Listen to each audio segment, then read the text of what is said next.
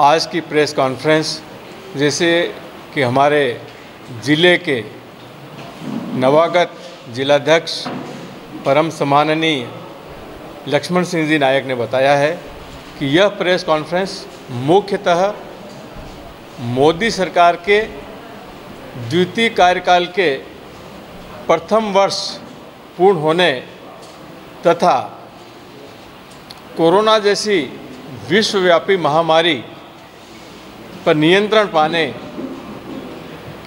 के उपलक्ष्य में आयोजित की गई है। गत वर्ष 30 मई को हमारे देश के प्रधानमंत्री परम आदरणीय मोदी जी ने शपथ लेकर शुरुआत की थी और इस एक वर्ष के कार्यकाल में कई ऐतिहासिक कार्य हुए। ऐसे कार्य हुए,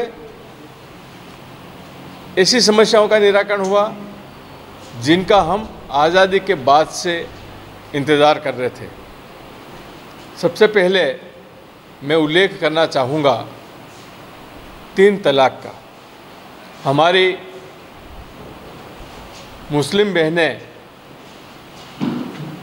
छोटी छोटी नाराज़गी का शिकार हो जाती थी और बहुत ही मामूली सी बात पर उनको तलाक मिल जाता था, परंतु हमारे देश के लोकप्रिय प्रधानमंत्री परम आदरणीय नरेंद्र मोदी जी ने हमारी बहनों की समस्याएं समझी और 3 तलाक को कानून का रूप देकर उनके हितों का संरक्षण किया। इसी प्रकार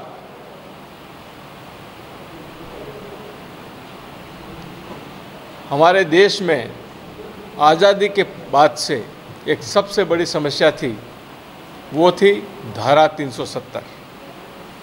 धारा 370 में ऐसे प्रावधान थे जिसके कारण हमारे कई देशवासियों को जो जम्मू कश्मीर के मूल निवासी थे उनको भी कश्मीर घाटी छोड़ना पड़ा।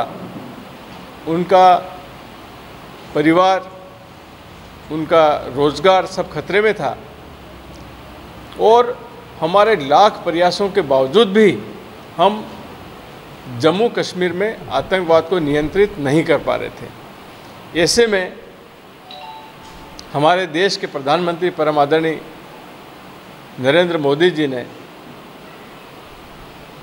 6 अगस्त 2019 को एक विधेयक लाए और उस विधेयक में धारा 370 को समाप्त किया। जम्मू कश्मीर को एक यूनियन टेरिटरी बनाई, केंद्र शासित प्रदेश बनाया और लद्दाख को एक अलग क्षेत्र बनाया। और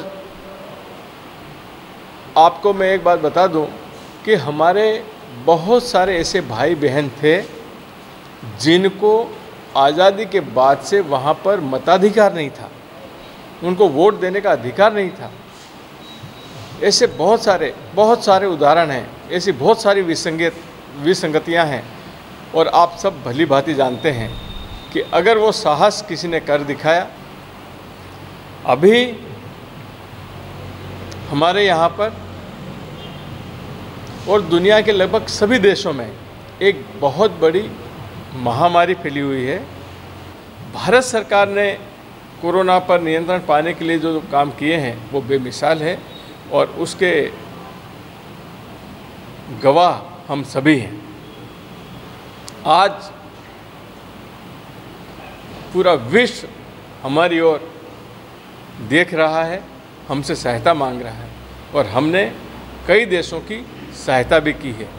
भारतीय जनता पार्टी जब भी चुनाव में उतरती थी तो हमारे जो विपक्ष के मित्र लोग कहते थे, एक उलाहना देते थे कि राम मंदिर तो बनेगा, राम मंदिर तो बनेगा, पर कब बनेगा और कहाँ बनेगा इसकी जगह हम नहीं बताएंगे। ये हमारे मित्र कहते थे कि भारतीय जनता पार्टी का नारा है। परंतु मोदी जी ने जिस कुशलता से राम मंदिर के निर्माण के लिए वातावरण का निर्माण किया और मार्ग प्रशस्त किया, वह अपने आप में बेमिसाल है। और मित्रों, आप सभी जानते हैं कि राम मंदिर के निर्माण की शुरुआत हो चुकी है। यह एक ऐसा ऐतिहासिक काम है जो कई वर्षों से हमारे यहाँ लंबित था। 400-500 साल से ये काम लंबित था, इसको कोई कर नहीं पा रहा था। पर ये काम अगर किया है, ये अगर कोई साहसिक और ऐतिहासिक कदम उठाया है तो हमारे देश के प्रधानमंत्री नरेंद्र मोदी जी ने उठाया है। आज इस अवसर पे मैं आप सभी मीडिया साथियों का धन्यवाद ज्ञापित करता हूँ कि आप आए और आपने हमारी बात को आगे बढ़ाने के लिए अपना अमूल्य समय दिया। आप सभी को धन्यवाद। नमस्कार।